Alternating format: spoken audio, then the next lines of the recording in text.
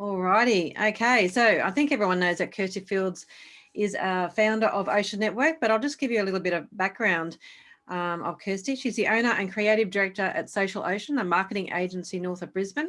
Since 2017, she's worked with over 60 businesses and hundreds of individuals teaching social media platforms and DIY marketing skills, in addition to corporate projects. So she's passionate about education and advancement of people starting businesses later in life, and describing her role in the business community as a chance to uncover creative opportunities for clients. They give them a voice and platform to stand out from the crowd. It's those moments of excitement that get her out of bed each day. As you can see, she's out of bed nice and early today, ready to go for Ocean Network. So what we might do is have Kirsty come on and do her presentation. But if you'd like to ask questions, I'm sure she'll let you know. That's probably at the end, so we can get through the presentation and then go through questions. So over to you, Kirsty. Good morning and thank you, and hello to Charmaine, who's on the road to Rockhampton this morning. So we're also already in someone's car this morning. So we've had a chat about travelling in Beck's car. We're going to go to the physio in Canberra with Beck when she ducks off. So looking forward to road tripping with everybody this morning. But thank you very much for joining us today, and thank you for the kind introduction, Leanne. That's lovely. Thank you. Today we're going to talk about making your media kit, which I think most people will have heard the term for sure. Everyone's potentially even got a version of a media kit, maybe in creation, or an older one, or one that someone you paid someone to create one for you. And I know that particularly with our group, we've got lots of authors who are doing speaking gigs that are specifically attached to what they've authored, be it articles or books or chapters in books and whatnot. So I think lots of people here have really got a deep interest in what a media kit is, and perhaps is their current media kit meeting a general standard. So that may be another inquiry that others have. So I'm going to share my screen. I think I've got the ability to do that, don't I, Leanne? Yep.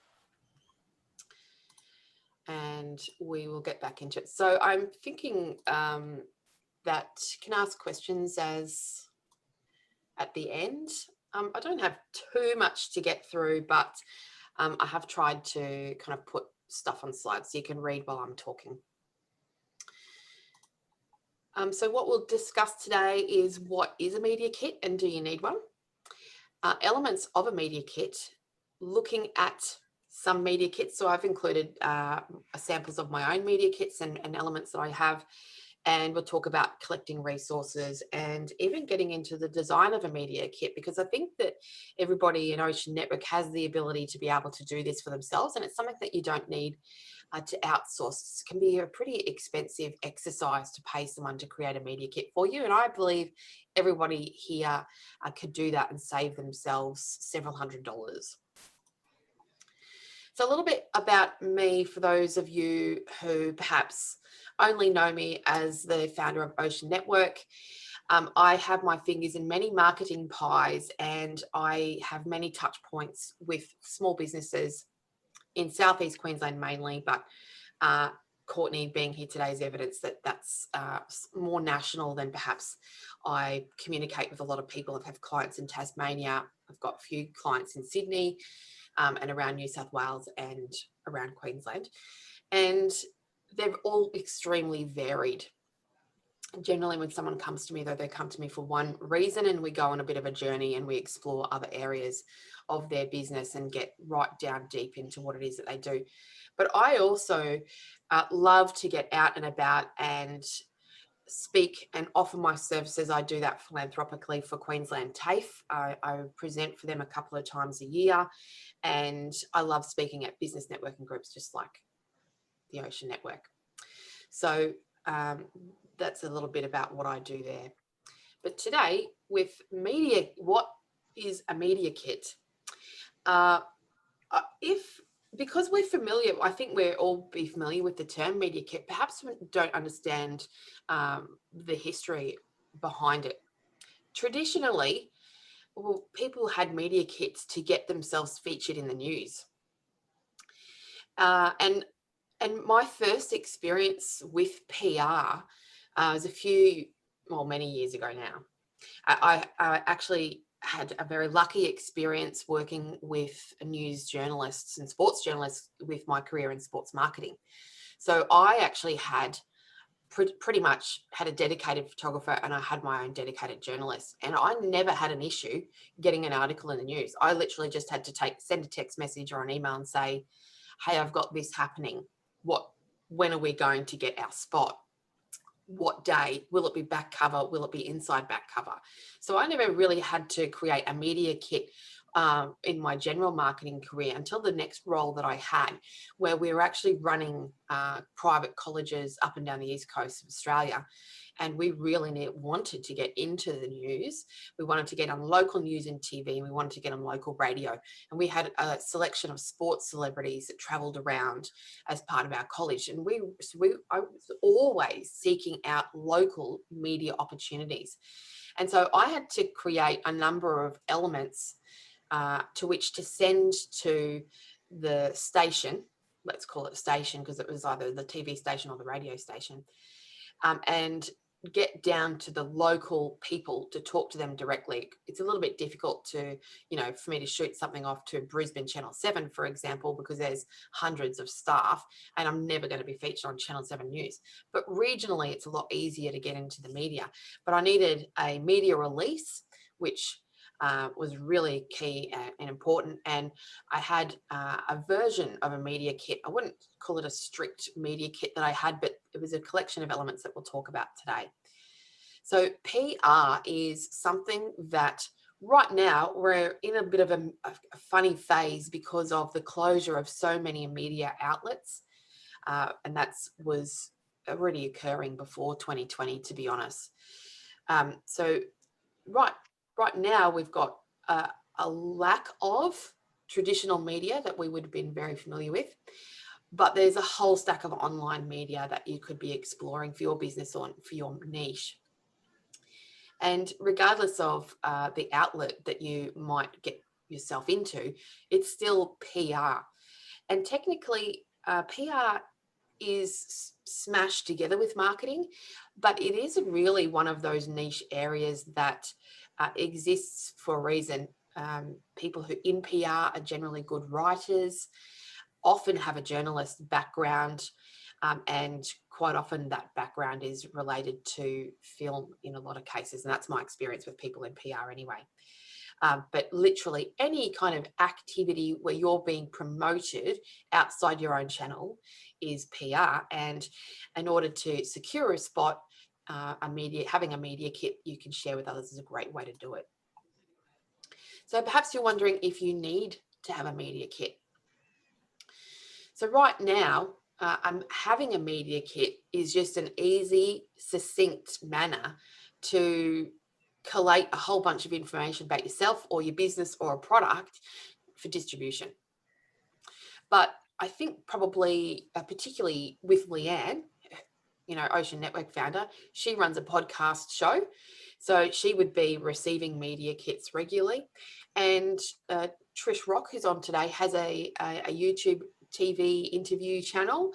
And so does Trish Springsteen. So we've got people here in Ocean Network who could receive a media kit from you if you were seeking them out for an interview as, I guess, a cold calling scenario. So if you're looking for places where you can be featured, a podcast and a YouTube TV channel are great ways for that to occur.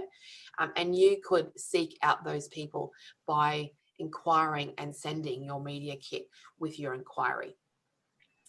But I think a lot of us here, almost 100% of us would have a speaking engagement at some point during the year, every year.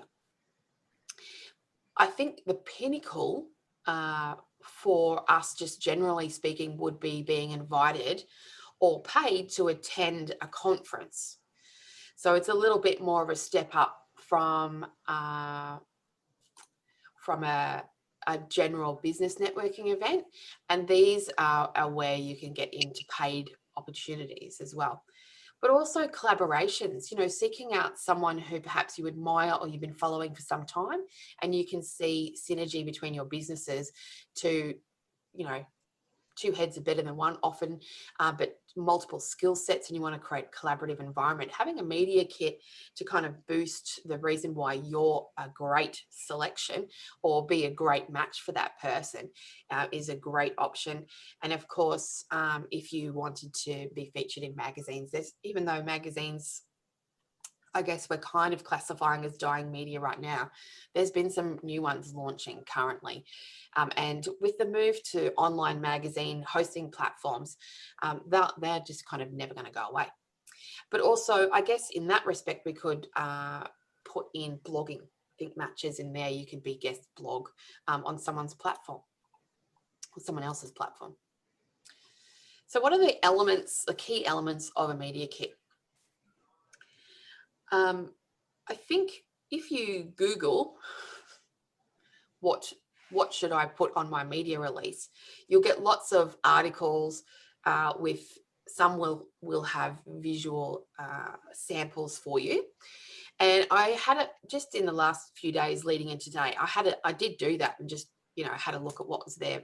Some of them I thought were slightly, I'm going to say old fashioned, and I've included a couple of samples of those to show you today too. But when I say old fashioned, they were very busy and very compact and jamming lots and lots of information in. So I've got a solution for that. I think a lot of the authors in our group will have got a speaker's kit. So there's a few extra additions in a media kit that you can include as a standard. And actually keep your speaker's kits kind of separate and send these two things together, or submit them to a person who's requesting this type of information from you. And there's a couple of really good reasons for that. But accolades, awards, features, and statistics, this will make sense when I show you some samples. So this is actually page 1 of my first media kit for Social Ocean.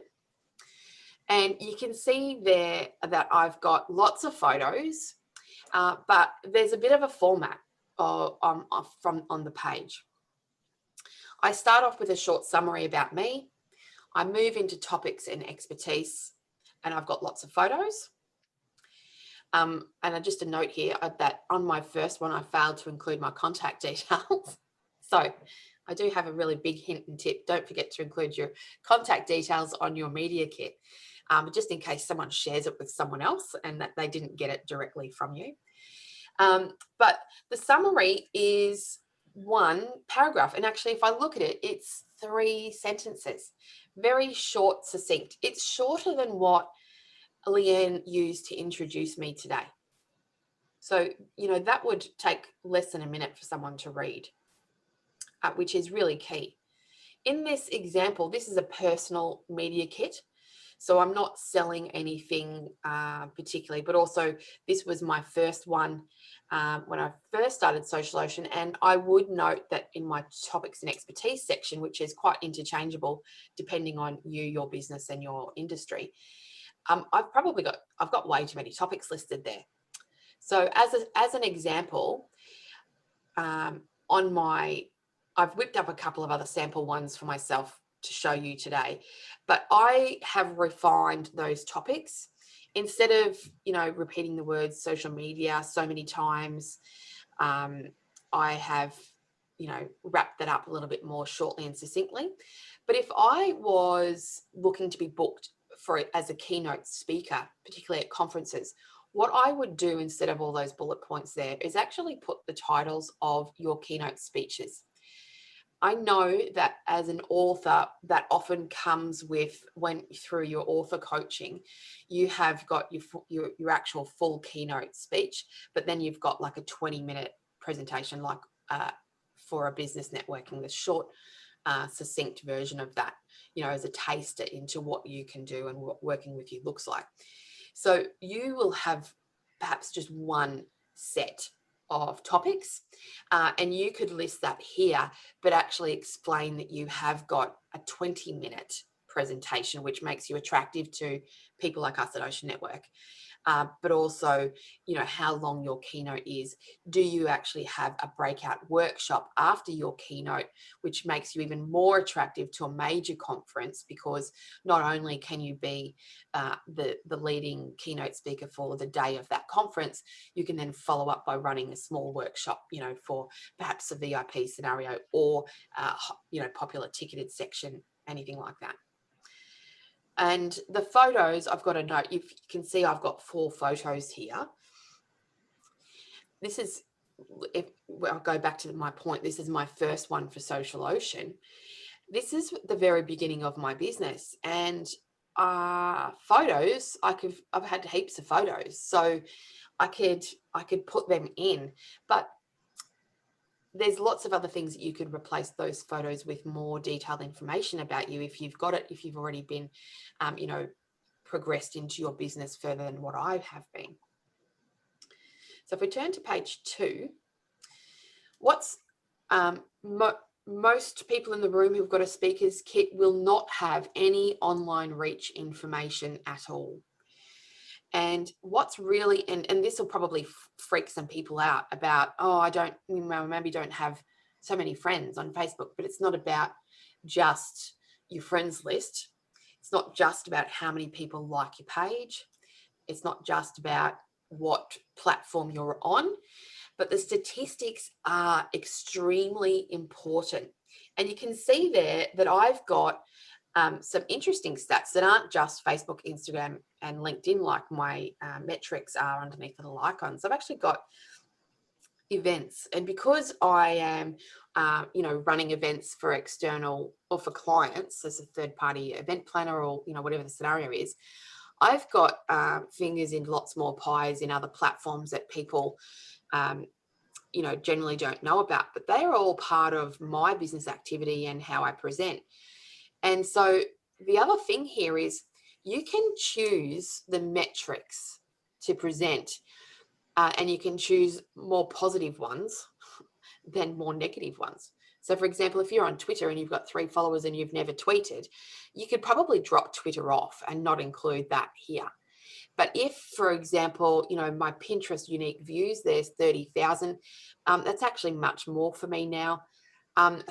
30,000 plus of Pinterest unique views, that's a great statistic to have in there if you're active on Pinterest.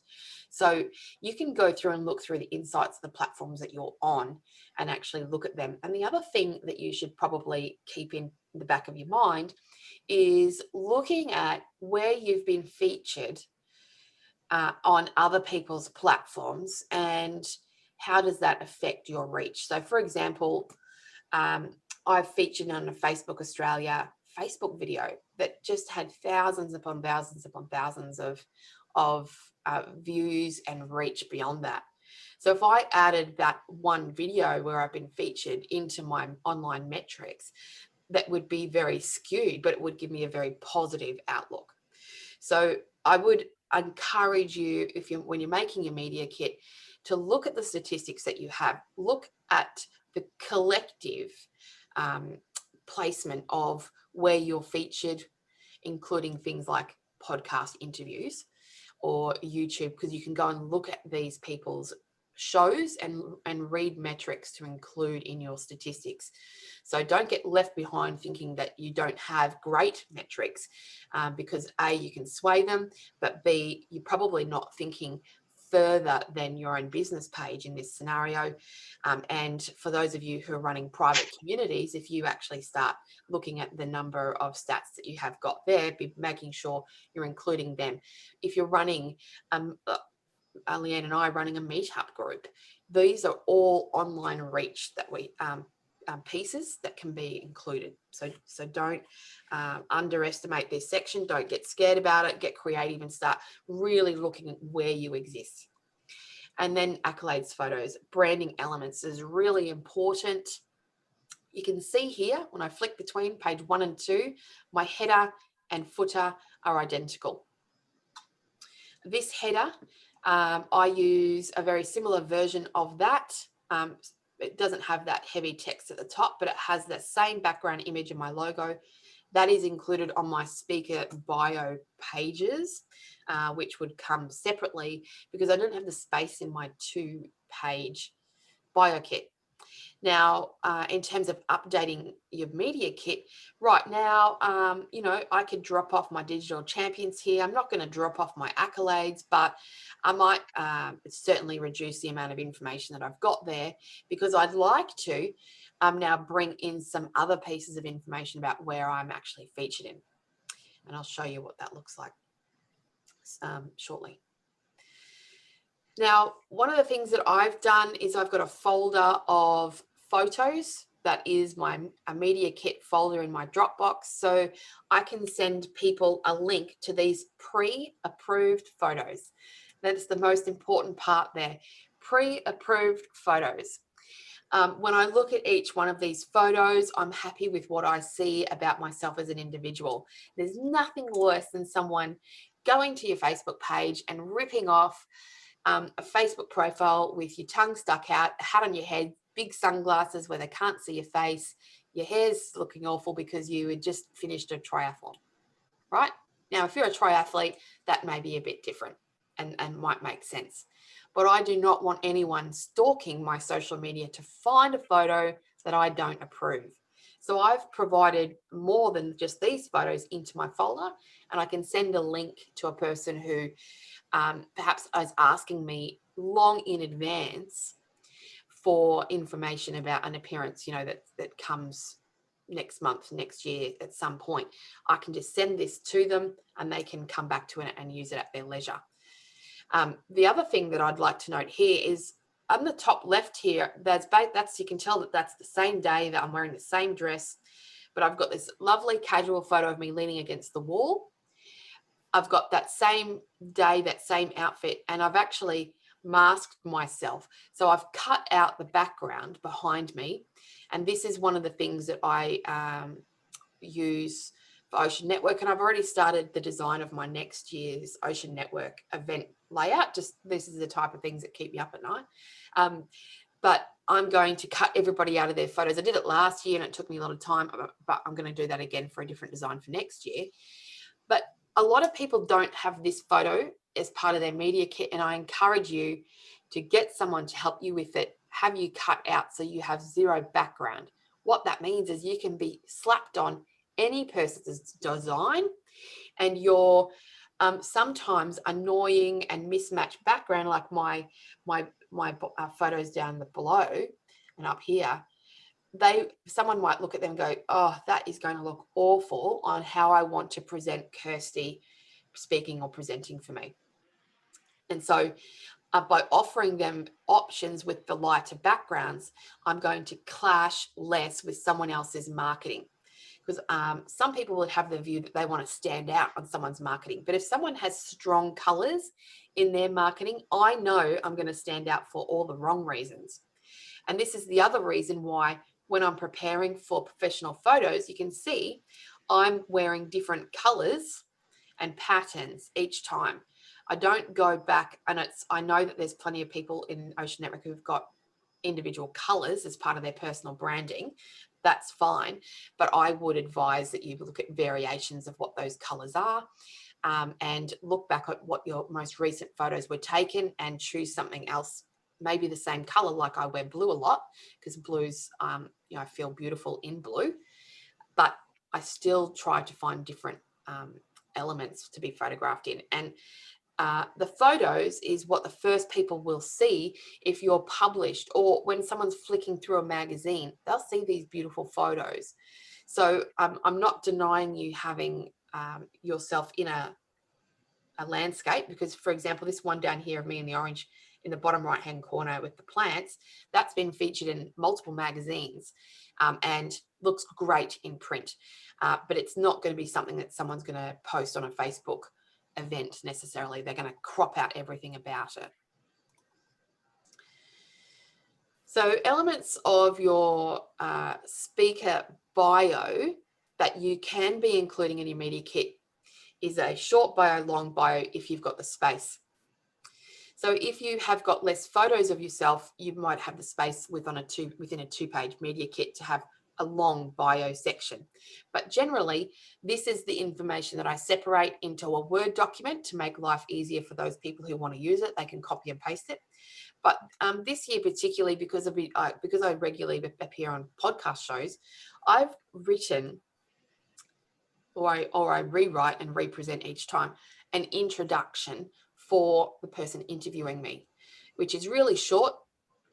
It really is that the equivalent of that summary on that first page of my media kit. But it's the short, succinct, exact intro that I would like if I'm literally just being introed to a digital show. Now, the other thing that can go with a media kit is a media release. This is really important when you're launching a campaign or an event. And this is what I would send out when I was working for the sports college, where our celebrities were coming to town. I wrote up a media release, which is a format of a letter, basically, which gives key pieces of information in it. And then it was attached with, a variation of a media kit, depending on which celebrity it was that I was sending around the state. The other thing is, a really important point I've included here is if you're going to send out a media release, you need to be available for the immediate 24 to 48 hours after you send out a media release. You need to be available on phone. You shouldn't be having meetings or workshops or events where you can't take a phone call or respond to an email very quickly, because if media want to snap up and feature you, they will get in touch with you very quickly if you've sold them and they've got a spot right now. So please think about, if you're cold calling to be featured somewhere, you need to be available to communicate with the people, with traditional media. Now, a couple of months ago, we had the very lovely Trish Springsteen present for us on writing a brilliant bio. So I'm not going to waste time in telling you how to do these items, but if you didn't catch that session, if you could send me a message to my Social Ocean Facebook page, and I'll send you the link. I've got it up as a private YouTube video at this point in time, but I can send you that link, and then we'll get this video up as well, and I can send you those links together if you'd like. But I suggest that if you still are yet to write your brilliant bios, if you haven't sent brilliant bios off for your next speaking gig already, that you go back and actually listen into Trisha's tips. I didn't need to do the work today because she's already done it for me, which is wonderful. But her notes on what to include in your short and long summary are bang on perfect, and I couldn't have wrapped that up better myself. So making your media kit as a result today has really been a run-on from that presentation as well. Now, what have I got there before I move on? Oh, yes. Making sure that you've got your text written before you start trying to make a media kit is really important, because you can see if you've got the really key pieces of information in your text that needs to be included, where you can drop out some photos, because you can send that link to your media kit of photos as an add-on instead of taking up the space on the actual document. Some other hints here, you can include information on who your target market is and be very specific about it. If you only work with women, you don't want to be booked for a men's conference, for example. So if you are really working in a niche space, it's clever that you can work in that correct and accurate information. Saves wasting everybody's time, essentially. Putting in a quote that you're known for, or perhaps, it could be the title of your book is also a sentence that you say, something along those lines, would be a great, attractive visual element to add into your media kit. So it doesn't have to just be about the photos. And if your media kit is for a product, taking out those, the topics and expertise, and adding in product specs or event information. If this is for an event, for example, same applies here, swap that out. A lot of organizations are seeking sponsorship, particularly for the charity space and fundraising. What's really key here is that you can create a media kit and a media release to seek sponsorship. My point here, and from a very strong experience with sponsorship marketing, is your statistics and your reach is VIP, as a sponsor myself, I sponsor annual big fundraising events, and more recently a sports club. I'm only going to invest in sponsoring these people if I know that I'm going to get free marketing in return. So if they're not active on social media and they have no online reach, I'm likely to just donate a prize or share it on Facebook, and I'm actually not going to be interested in sponsoring. So this type of information is really key. And of course, if you are a paid presenter, you're likely to have testimonials already. If you'd like to be a paid presenter and you aren't yet, getting testimonials from major events where you may have appeared for free is really important, and including those snippets like you might for a quote here. The quote of your own, I mean. Biggest hint, don't forget your contact details like I did. Learn from your mistakes there. Add your contact details. Make sure that you convert this document to a PDF, because having it as a PDF means that for a start, you can reduce the size down. You can reduce the size of a PDF file so that it can come through easily and quickly through email, but can also be uploaded to your website. You can drop it into the photo folder that you have for yourself. Some people might not ask for a media kit. They might just ask for your long bio, short summary, long summary, whatever the words are that they use. And so dropping the media kit into your folder as a reference point is really helpful. And of course, having someone check it over for you for grammar, if you're writing it yourself, is really important. So media kits can become an extension of your standard marketing or event campaign. So if you think media release, where you're shooting something out into the public domain, hoping that someone picks it up, media kit goes with that media release. They often are thought of as a media release as just this text document on its own, but really an impressive media release that gives well-rounded information really includes the media kit elements with it. So when you're ready to create your media kit, you should be gathering all your resources. Now, the easiest and best way for you to create a media kit and create bang for your buck is to jump onto Canva and search for media release templates. Super simple. It's just like when you're in the search box, you search for Facebook, search for media release templates. They have got stacks of them. Open up one of those and start these actions. Replace your text for the text that you see in the document. Change the titles and perhaps the language. Maybe it's not formal enough for you. Maybe it's too formal. And then look at the stats that are in the media release templates, because they'll remind you of what you can go and look for. But don't forget to get savvy and see what you can uncover from your recent works and get those numbers tallied. Think about what are the awards that you've won, not just recently. If you are a prolific award, submission writer, and you've got lots and lots of awards, write them all down and take stock of them. Which ones are the national awards? Which ones are the state awards? Which ones have drawn the most media attention? Because if you've got lots to choose from, disregard lots of the smaller ones. No one wants to read that you've won 400 awards, by the way, but they would like to see that you've won awards that they might be able to be familiar with or find good evidence perhaps from a governing body for your industry, as an example. Upload your photos into Canva, upload your logo. One of the other things about branding on your document is your actual business logo, if you've got one, should be there, and it's repeating that all those things we know about branding and consistency. Your media kit is representative of that. Change the colors and the text. Never maintain a standard Canva template. I'm sure many of you have heard me say that before.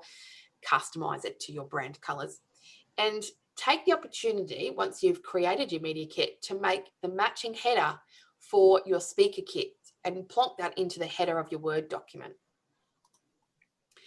So here's some samples of some really very, very busy media kits. Now, I don't know if anyone knows the Merrymaker sisters, but this is a bit of a funny example. This one on the left, those girls have absolutely blown up on the Gold Coast. They've got, and this is a really an old media kit of theirs. Their current one would not look like this, but they don't even have their current one on their website anymore. I went and checked them out, and they've got their own podcast show now. They've got multiple major media outlet articles written about them. They've got videos and all sorts of things. So it just goes to show what you can come from your starting point to, fast forward a couple of years, from introducing PR activities into your marketing mix is really important. The one in the top center, Finds Designs, is probably a really much more standard presentation of a media kit, and pretty close to what I would be saying, this is what you should be presenting right now. She's a blogger, and you can see that she's got a list of where she's been featured at, and what she does with clients, and some interesting notes. But she just has a one-pager. So she's got a lot of text added on, which is why she's only got the one photo. But you can tell that she's got really strong branding elements throughout that document as well. And I can tell you her colours are pink and green just by looking at it. And that font that she's used repetitively is quite effective and being cohesive. But the lady down the bottom, Geraldine Thomas, super busy to look at initially, but a really great presentation of information. And instead of listing where she's been featured, she's actually included the logos. And if you have a look at that Today Show logo, everybody knows that around the world. So she's been featured in lots of well-known media outlets, and she's presented list or text information by logo because she could, which is super effective. And also she's got that as just an image, so she could place that information perhaps at the bottom of a blog, as an image at the bottom of a blog, as a call to action or as a follow-up. But also if she was trying to be featured or get new blogging opportunities, for example, she could be quickly sending that out, and she can use it as a social media post as well on the regular. My little tip there on the right hand side about people wanting to find you online and referencing your expertise. A media kit is a document, so the SEO kind of won't really work in for you there. And you need to make sure that you're talking about the information in your media kit on your about page itself, or your media page where you might have a link to your media kit as that PDF download. And the other thing there about breaking down the information on your media kit, use that as a source for what you can talk about on your social media if you're stuck for things to talk about sometimes. Now, these two pictures here, they're just literally very, very quick whip-ups that I've done for you. I did them last night to slot into here. And you can see, if anyone knows me, you know that I don't have 50,000 Instagram followers, but I've just used two Canva templates by searching media templates. And I'm sure if you went and did this yourself in Canva, you might recognize those layouts. But all I did is upload my photos, replace their layout, no thought at all. And I've just pasted the summary from my old media kit there. And the one on the right, I didn't even post my summary. I just did that as an example for you. But because I already had the text elements there, these literally only took me a couple of minutes. Given I do know what I'm doing with Canva, it really won't take you very long using a Canva template. And I can tell you that if you paid someone else to do this for you, you're looking at $500. So save yourself $500, learn how to use Canva if you don't already, and whip up your own media kit. And of course, they come with 2 pages most of the time. So it's not just one page repetitive. I think I did actually do the second page without thinking about what I'd put in the PowerPoint at the time. So I created 4 pages within easily 25 minutes.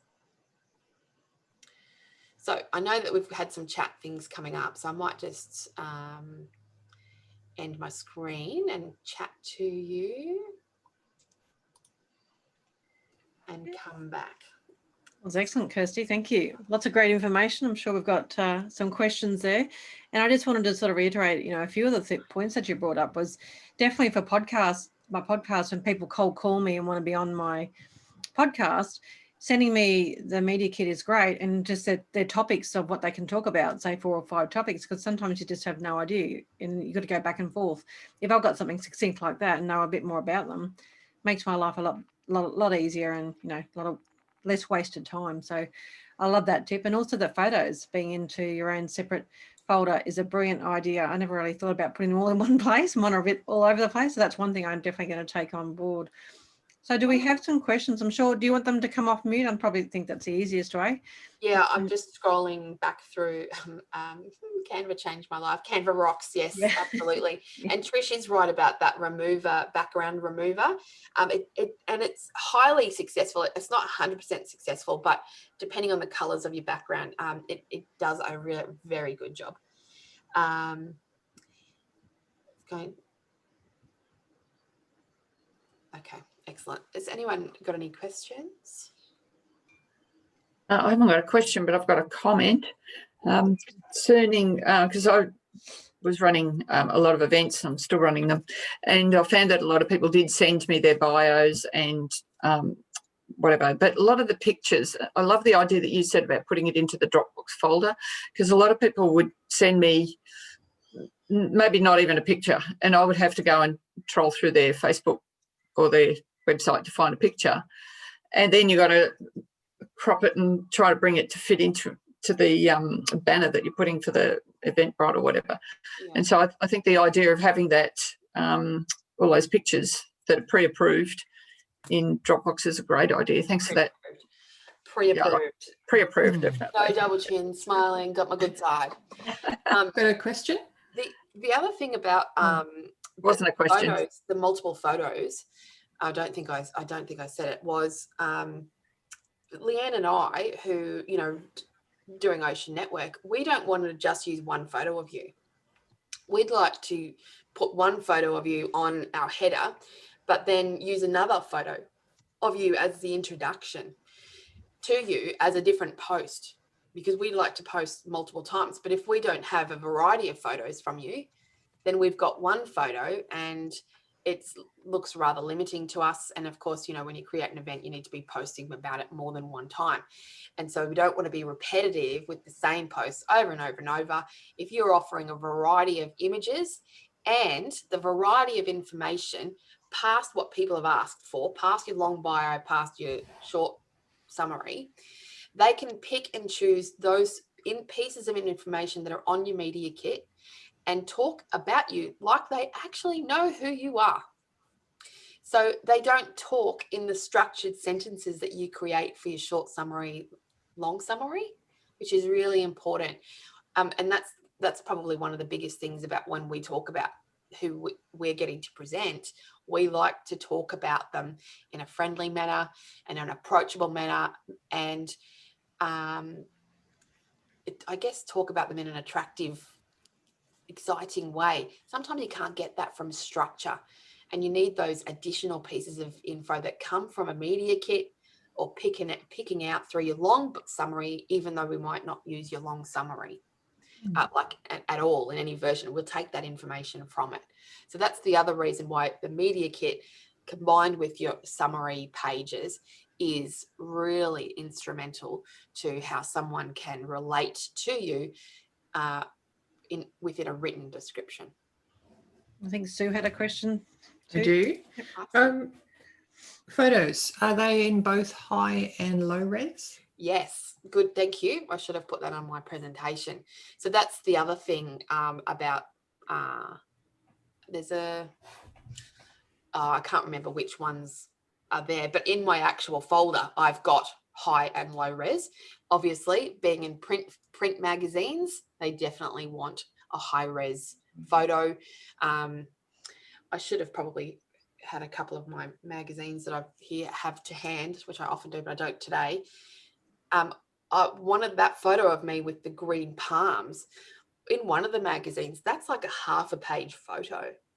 But the photo itself is like a 9 meg original photo. So it's definitely reaching parameters. So if you want to be featured in print, that photo should be a minimum 2 meg in size if it's for a print document. Now, in a Dropbox scenario, you could then present that exact same photo, if it's your favorite, present it as like a 300 kilobytes. And if you don't know how to do that, you can whip it up. You can put it into Canva and reduce the output size, but you could also open it in Paint. Everyone's probably still got Paint on their computer, and resize it. Drop the pixel size down for a web size, or just drop the percentage size down, which will automatically drop to a smaller kilobyte size if you're not, too tech savvy or not using Canva. But that's a really good point, to have both photos sizes available.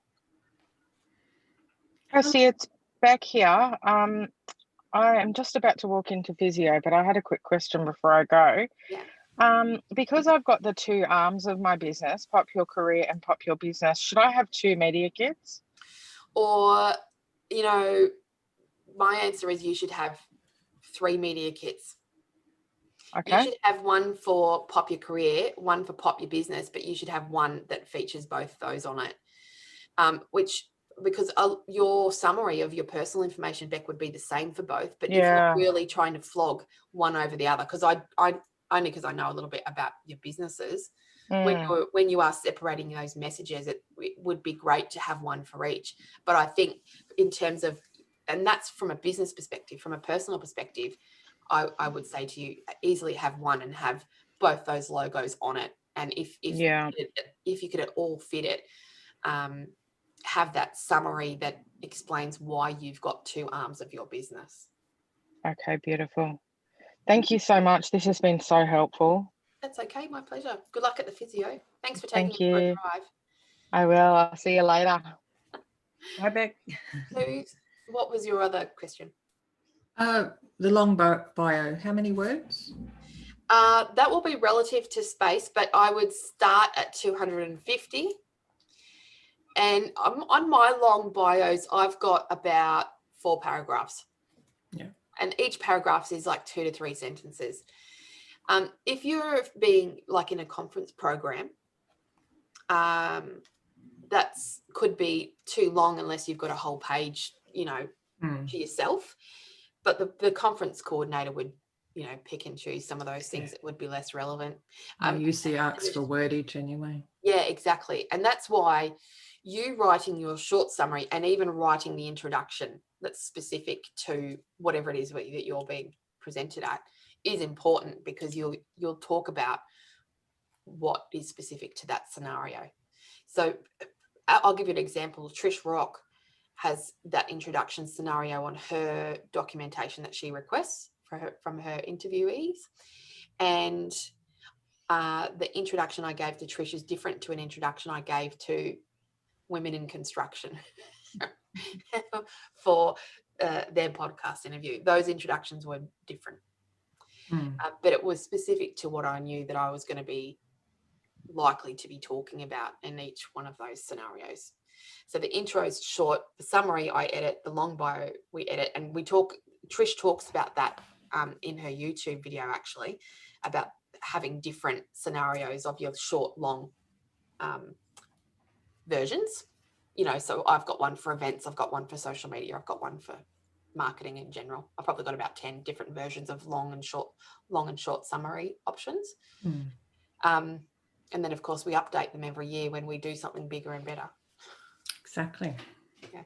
Get featured somewhere else. Oh, I didn't really talk about that on those samples that I've got. I had, a list of places that I'd been featured in terms of the podcasts that I've been on. So if you had that as a digital document, you could create those as hyperlinks on your PDF, by the way. That's a really good option. You can't do that in Canva successfully or I haven't tried to do it for a long time. Maybe you can now, but I would kind of do that thing myself in Adobe. I would finalize my media kit myself in Adobe, but that's only because I'd be OCD about what I was doing. But the hyperlinks to those, you know, to your actual podcast interview is a great or a great addition for those people who don't know you, haven't heard you speak, but watching you on YouTube or listening into a podcast gives a lot more information about whether or not you're right for that program to the host. They want to know that you can talk and that you can answer a question without big open white gaps of nothingness. Love that. Any other questions for Kirsty? I think we've got heaps of information there, and I'm sure, as you all know, Kirsty will answer your questions if you put them into the Ocean Network Facebook page, which is awesome. We've had a couple of people that may have to leave early, which is all good. So we might just be conscious of time and try to get into the networking side of things. And don't forget, if you do want that link to Trish Springsteen's bio workshop, to send it to Kirsty and her Social Ocean message box on Facebook, and she'll send you the link because it is a private one at the moment. So that would be all good. And Charmaine's asked for that too. She's had to go. She had some issues with the internet connection as she was driving along. And we have got a few people that may want to go. I know, Karen, you have to leave early. Where was Karen on the list of things, Kirsty? Do you want to start with Karen so she doesn't? Oh, she wasn't too far down the list then. So yeah, that's cool. We can start with Karen. Okay, let's get into our 60 seconds and be conscious of that, because we normally try to finish at 9 if anyone's not sure what we do, and just make sure you're clear about, you know, who you are, what you're doing, what you've got coming up. And yeah, don't forget to keep building those business relationships too by, you know, getting outside this Ocean Network and talking to each other. And it's always great to connect and find out what's going on. All right, let's get started. Karen. Hi, sorry I have to go early. Yeah, so an educator and youth coach, doing a lot of work in both of those areas. Strangely enough, the pandemic has been